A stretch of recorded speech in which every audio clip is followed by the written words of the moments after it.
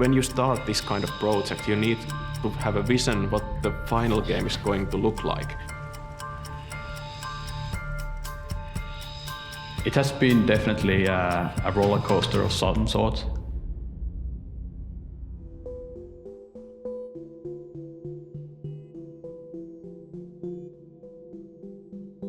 Ice Flex Studios is a game studio, and we are located in Tampere, Finland. We have been working with Paradox for the last 3 years with this project, and before that we were just fans of the games that they made and published. This, in a sense, has been a dream come true, to be part of that family that makes the games that we love so much ourselves.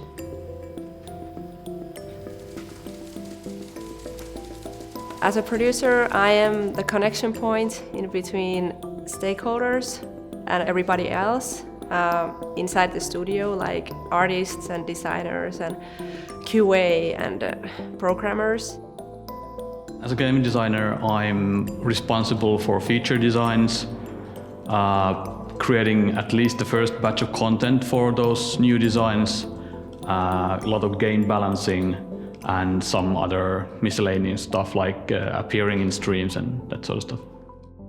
Studio manager is responsible for the everyday operations at the studio, but it also is a person who is responsible for the long-term vision of the studio, what kind of games we are making, how we are making them, and what is the future where we are going with the company or the studio. Surviving the Aftermath is a post-apocalyptic colony builder with a strong emphasis on the world map or the overworld as well. The premise is that what would happen if our world would face something so big that most of the mankind would be devastated, and how would those who survive live after that. And that was the idea and the inspiration, what we wanted to see and what we wanted to get answers to. There's many obstacles against you, from the environment itself to bandits and raiders, slave traders and different catastrophes. The world shouldn't feel like completely devoid of any positive aspects, so you'll have different people coming together and trying to strive in this really hostile world. I would say that Surviving the Aftermath fits into management genre, into more challenging end of the spectrum. It is not a relaxing game in a sense as many other management games are, but it is more challenging, and it keeps you on your toes while you are playing. It constantly throws new challenges in front of you, and you need to survive through those challenges and learn about your mistakes and create a better society through those mistakes and learnings you face. The early access time for this game was a common decision in between us and then Paradox Publishing. The unexpected challenge for me in early access was that we have to put features together bit by bit. So we have to be really careful on deciding what to do first, what to do later, and maybe what to cut out completely, so that the feature itself is always complete and playable throughout the early access. In a management game genre, the balance is a key, and getting that balance correct takes a lot of time. And through early access, it's been a great way to make this kind of game, because getting feedback from the players about balance and other issues is very crucial to get the end result right.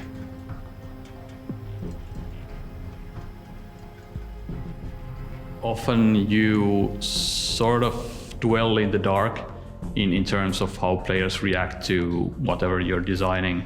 So getting that feedback straight away and maybe correcting something with it is really super useful.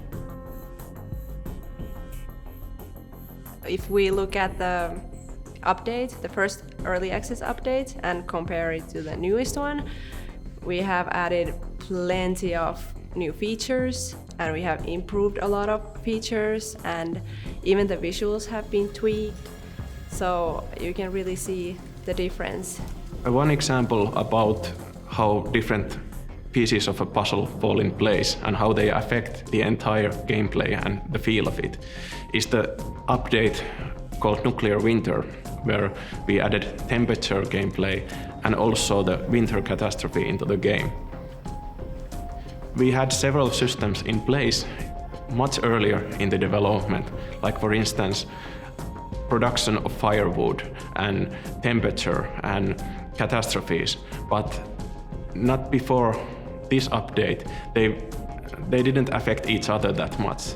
But now you need to worry about production of firewood and production of food, because you can't produce food during winter. So preparing for something worse that is coming, it is essential part of the game, which wasn't that way before. And you see how different aspects of the game that are separate to each other combine into an intertwined system that you need to master while playing the game. As a management game, the building side is similar to what you might expect from a game in this genre. But I think that the overworld is something that's rarely seen in this scale in any other games. So we're trying to bring those two bits together into one cohesive whole. So the survival aspect continues both in the greater world, but also feeds back to the colony map and back into the exploration again.